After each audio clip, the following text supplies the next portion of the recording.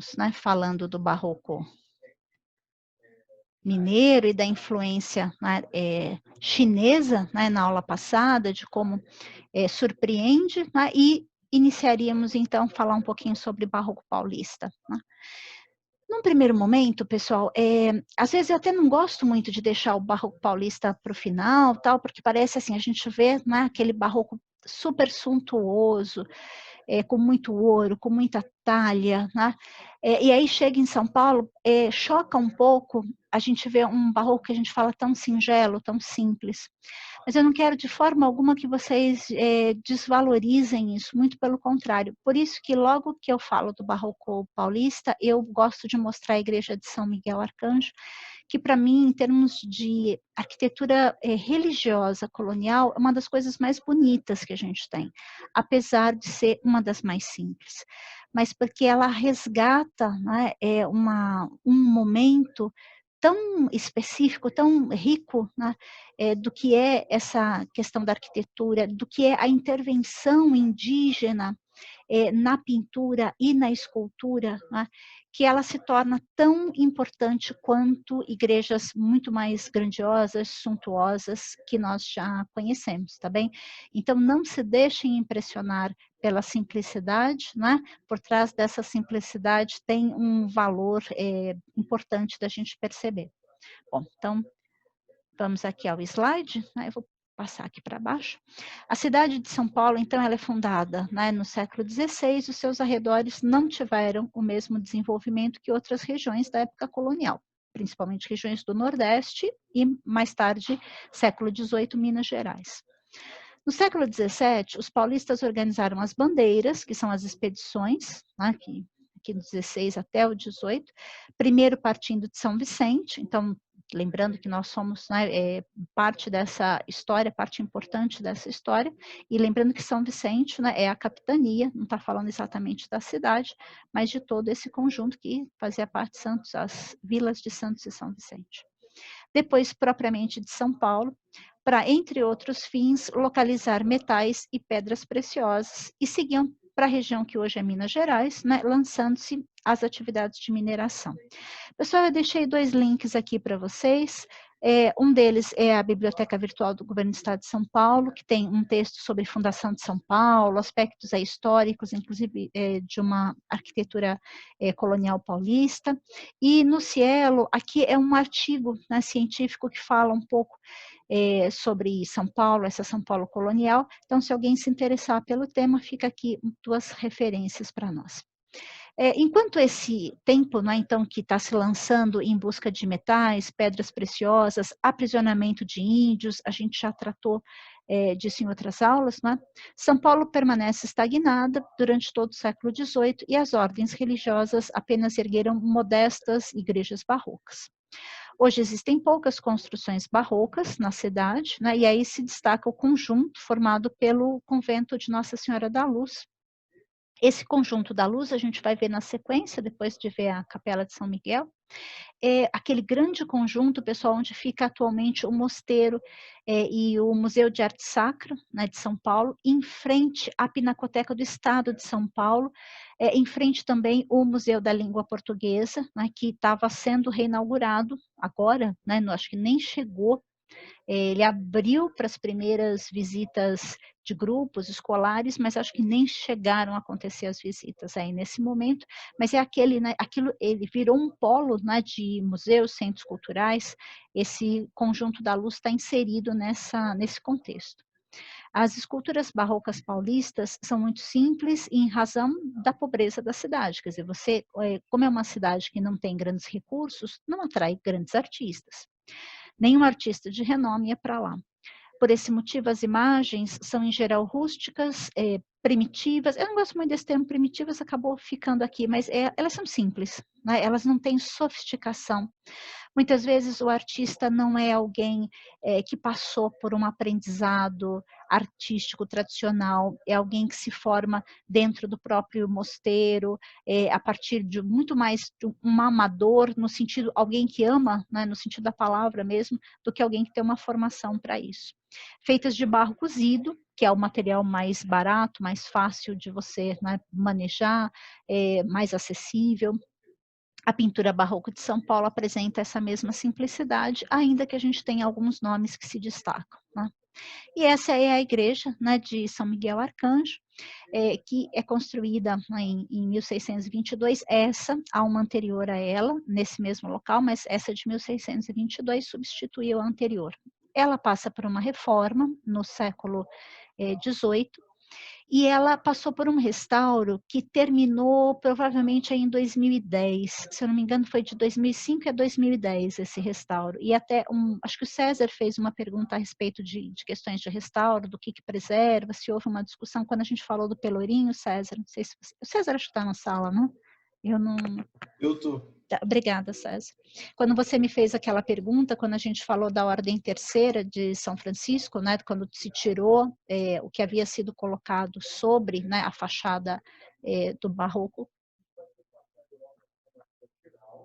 e eu dei o exemplo dessa igreja. Agora eu já descobri outras informações, né? Hoje, por exemplo, quando em 2011 eu soube da restauração, a pintura que tinha sido encontrada por baixo do retábulo, ela tinha sido encoberta novamente. Agora, pelo que eu vi, que eu dei uma pesquisada esses dias, ela está à mostra, inclusive na visita que a gente vai ver através do vídeo, ela está à mostra. Então, também para a gente continuar em relação à tua pergunta, como isso vai mudando, quer dizer, as concepções, num primeiro momento, se resolveu recobrir novamente a pintura com o retábulo e, provavelmente, em algum momento entre 2011 e 2019, 2018, acho que é o vídeo, se decidiu o contrário, se decidiu retirar e deixar a pintura à mostra. Gente, o bairro de São Miguel, né, conhecido São Miguel Paulista, né, ele é São Paulo mesmo, tá, gente? A gente está falando de São Paulo capital, aqui muito perto da gente. As pessoas estranham quando descobrem que talvez a mais antiga igreja, né, de todo aqui o Sudeste, está ali muito perto, né, e quase ninguém fala dela, quase ninguém conhece. Inicialmente, ela foi fundada por José de Anchieta, que é uma figura super conhecida na nossa história, né, em 1560, ao reencontrar nas terras de Ururaí um grupo de índios guaianás chefiados, né, por Piquerobi, que era irmão de Tibiriçá. Tibiriçá também é uma figura bastante conhecida, né, na história desse período colonial, porque teria participado aí de uma série de eventos, né, de intermediação aí com portugueses. Esses indígenas haviam abandonado as imediações do Colégio Jesuíta de São Paulo, lembrando que o Colégio Jesuíta, então, é o marco da fundação da cidade de São Paulo, quando no mesmo ano os moradores da vila de Santo André da Borba do Campo foram transferidos para os campos de Piratininga. Então, a gente observa que houve, né, toda uma movimentação aí ainda no século XVI. Para retomar os trabalhos evangélicos com os nativos, ergueu-se uma igrejinha muito simples, né? Vou puxar aqui. Como um marco da presença cristã na aldeia, né, que recebeu o nome de São Miguel Arcanjo, que é o santo de devoção de Anchieta, né, e também padroeiro de sua terra natal, que é La Laguna, em Tenerife, na Espanha. A partir de então, a aldeia ficou conhecida, né, como São Miguel de Ururaí, nome dado ao Tietê nessa parte do seu trajeto. Tietê é o rio Tietê, tá, gente? Nessa parte do trajeto. Então, a própria Prefeitura de São Paulo, né, tem alguns textos fazendo referência, aí eu peguei como material para nós. Continuando um pouco essa história, só para complementar, então, mais uma vez, essa ideia, né, de como a arquitetura é utilizada em diferentes culturas, em diferentes momentos da história, para você demarcar uma força que está atuando dentro do território, né? Então, era importante construir a capela, né? Ainda que em condições extremamente precárias inicialmente, era muito importante, né? Porque é a existência material da capela que simboliza uma força de ação, né, religiosa que está sendo exercida ali, né. Então, a arquitetura, eh, quase que na sua totalidade, nos momentos da história, ela é materialmente um elemento que cumpre uma função de abrigo, uma função prática, mas ela sempre é também o resultado, né, de uma ação de uma força religiosa, política, econômica, que está demarcando também um território a partir da sua presença, tá. E aqui não é diferente. Bom, padre João Álvares, né, e o sertanista, Fernão Munhoz são considerados os responsáveis pela construção da nova igreja, né, que é essa de 1622, que é essa que nós, vemos restaurada. Essa restauração tenta, né, se aproximar o máximo possível do que teria sido essa construção de 1622, né. E há uma inscrição no batente, né, superior da porta principal que faz alusão a essas pessoas e a essa data. Em 1691, a igreja de São Miguel sofreu os primeiros reparos, alguns anos depois passou por reformas pelos franciscanos, que passam, né, a ocupar a igreja, mas que não mexeram muito nas formas originais, tá. A igreja ainda possui um elemento arquitetônico que a torna inconfundível, né, que é a varanda ou balcão fronteiro, né, e lateral que a cerca em forma de um grande L. A gente já vai poder ver isso, né. Então ela tem esse espaço que a gente identificou muitas vezes na arquitetura colonial, que é um espaço coberto, mais aberto, que faz uma transição entre o que é efetivamente, né, o espaço do sagrado, quando usado na arquitetura, religiosa, e o espaço, profano, o espaço do cotidiano. Numa arquitetura da habitação ou de que a gente viu, por exemplo, no sítio Bandeirista, fazia esse espaço de transição, não é, entre o que era o espaço do privado, né, da família, e um espaço, das ações de comércio, né, das ações, da economia ligadas ao que tá entrada aqui, ao que ao tipo de atividade econômica que poderia estar acontecendo também, né, na localidade. O emprego destas varandas divide a opinião de especialistas. Alguns, a utilização dos alpendres, ó, observaram? Falou como varanda, falou como alpendre, tá? Como se fossem sinônimos. Lembra que a gente conversou sobre isso? Para alguns, não é? Mesmo arquitetos, teóricos, são como se fossem sinônimos. Para outros, diferenciam. A gente já vai ver e aí vocês vão perceber que onde a gente enquadraria se a gente partir do princípio da diferença, né, da varanda sendo, né, colocada como um prolongamento realmente do telhado e do alpendre como uma estrutura à parte que se posiciona nessa fachada principal. A gente já vai verificar. Garantiria o frescor das construções, além de constituir abrigo para forasteiros durante as caminhadas, né. Então, esse espaço que protege, mas ainda não é um espaço interno. Segundo outros, os alpendres eram a extensão do próprio templo e local de conversão. Porque a conversão era uma etapa obrigatória para você viver e participar dessa comunidade, mas ninguém que não fosse convertido poderia entrar no espaço propriamente da igreja, que é o espaço do sagrado. Então, esse espaço de transição pode também ter sido utilizado como um espaço de catequese, como um espaço de conversão, até que efetivamente o convertido pudesse adentrar o espaço do sagrado, né. Unânime, no entanto, é a opinião de que os alpendres eram um recurso utilizado no Brasil, nas construções domésticas e também na arquitetura religiosa. Sim, isso a gente já constatou, nós já estamos bastante, né, familiarizados com isso. E aqui, né, nós entramos, mas antes da gente entrar, então eu vou voltar aqui e vou dividir só para a gente ver, né, o local, tá? Vou voltar aqui para nossa sala, tá?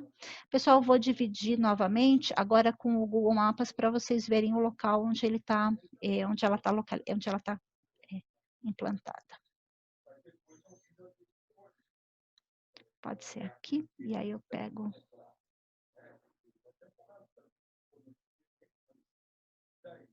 aqui. Ele voltou. Espera um pouquinho, gente.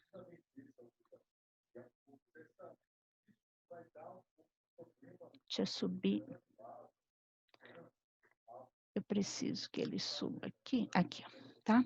Ela tá aqui no fundo, tá? O que que eu quero mostrar para vocês, porque depois a gente vai ver o vídeo, e essa é uma discussão interessante.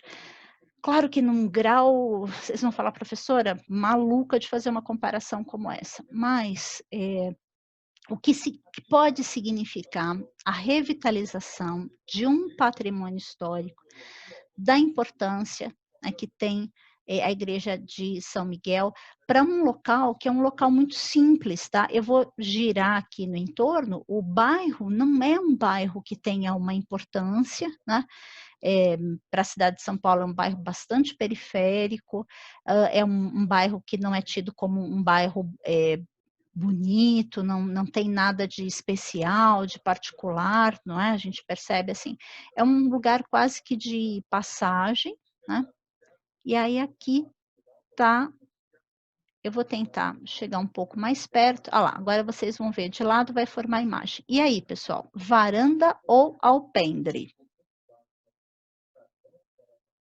O que seria? Qual seria o correto se a gente não assumir como sinônimo? Sempre. Alpendre, né.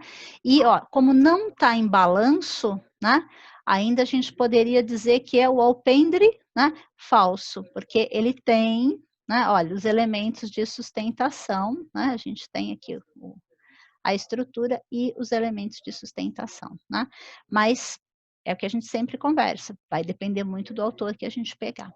Então, pessoal, por fora, vocês diriam, se vocês estivessem passando aqui na rua, que é uma arquitetura religiosa, né, diante do que a gente já viu de arquitetura religiosa colonial, né, a gente estaria muito mais próximo de dizer, que é uma arquitetura colonial, mas, né, de habitação talvez, porque a gente viu muito mais, né, essa simplicidade, esse caimento, né, e até o uso do alpendre, né. Poucas foram as arquiteturas religiosas, nós vimos em alguns sítios bandeiristas, né, aonde a capela era autônoma, não era só, um cômodo dentro, né, de uma estrutura maior da habitação.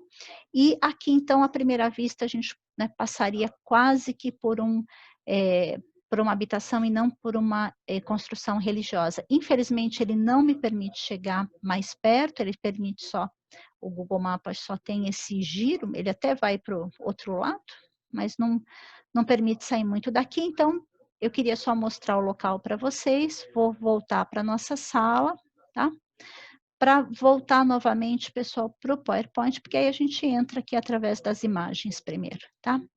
Então, entramos, essa imagem do meio, então, é a visão da nave central, o madeiramento, não é, com as tesouras, a mostra, não é, como a gente já viu, que é uma das características.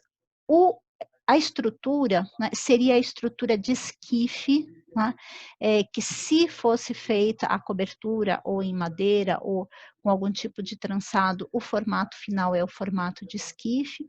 Aqui dá para perceber, né, melhor nessa capela, e aqui nós estamos no altar olhando para a porta de entrada, aqui à esquerda, então o arco pleno, né, o espaço do coro sobre a entrada principal, né, e vamos passar aqui para a próxima, esse madeiramento, né, que eu falei a vocês que durante a restauração, então, eles retiraram para fazer a limpeza da madeira, né, para fazer todo o processo e descobriram algumas coisas bem interessantes.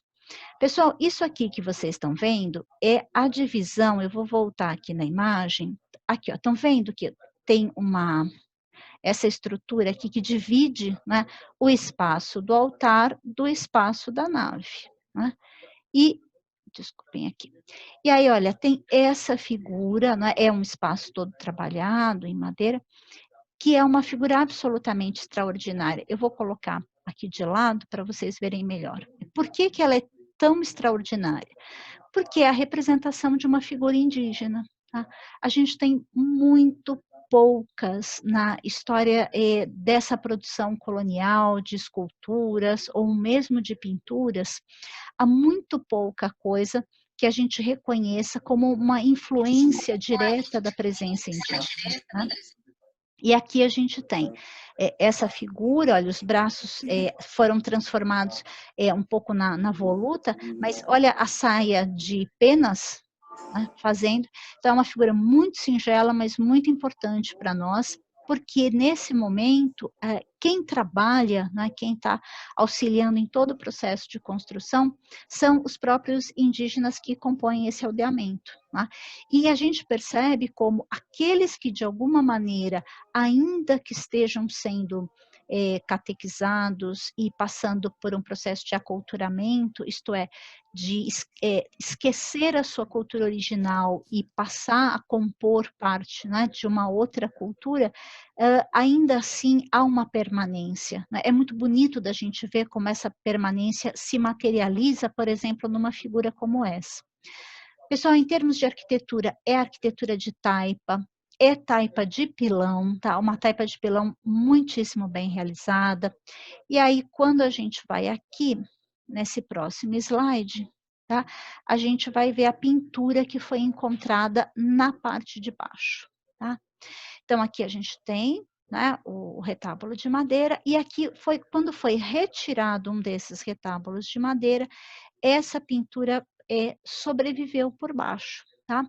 É uma pintura muito interessante, ela é interessante em termos de cor, ela é interessante porque ela une referências visuais da arquitetura portuguesa, então a coluna retorcida, estão vendo aqui nas laterais, olha, que virou uma representação de coluna retorcida, mas esse elemento, que é uma espécie de sol, né, fazendo uma emanação de luz que ficava por trás da escultura religiosa. Tá? Então, isso aqui o que é? É um nicho escavado na parede de taipa, aonde depois era colocado um santo de devoção, né, da igreja. E aí, então, essa auréola, né, essa oval de luz, ela ficava por trás da cabeça do santo, como se fosse uma emanação de luz. Mas ela resgata elementos indígenas, assim como esses elementos que a gente está vendo aqui, olha, em torno. Tá? Então, o que a gente percebe? Por que é tão rico? Né? Por que é tão importante para nós que tenha sobrevivido? Justamente porque é esse momento do encontro das culturas. Né? Há uma cultura se impondo, muito pela força e pela persuasão, mas há uma cultura que, mesmo que se converta, leva consigo elementos que a arte e a arquitetura permitem que esses elementos, de alguma maneira, sobrevivam e se transformem e passem a compor, né, esse universo. Então, é belíssimo que isso tenha sobrevivido. Aqui, César, que eu contei que, quando descobriram isso, né, num primeiro momento, se fez, né, uma limpeza e a opção era recolocar o madeiramento para que isso fosse melhor conservado. No vídeo que nós vamos ver, que é de 2018, a gente vai ver que isso está exposto, inclusive ele mostra, fala a respeito. Então, em algum momento, a decisão foi mudada, né, e se optou, então, por deixar a mostra, talvez pela importância mesmo que isso tenha, não é? Que se optou por conservar de outras maneiras, não sei bem como está acontecendo esse processo, mas permitir que as pessoas vissem. Pessoal, nós estamos chegando aí no último minuto, então vou dar sequência aqui, né? Mas vou voltar para a nossa sala, porque o vídeo, ele tem, eu quero ver com vocês um trecho que vai aí mais ou menos 4 minutinhos, então se a gente começar agora vai interromper. Então, vou voltar aqui na sala.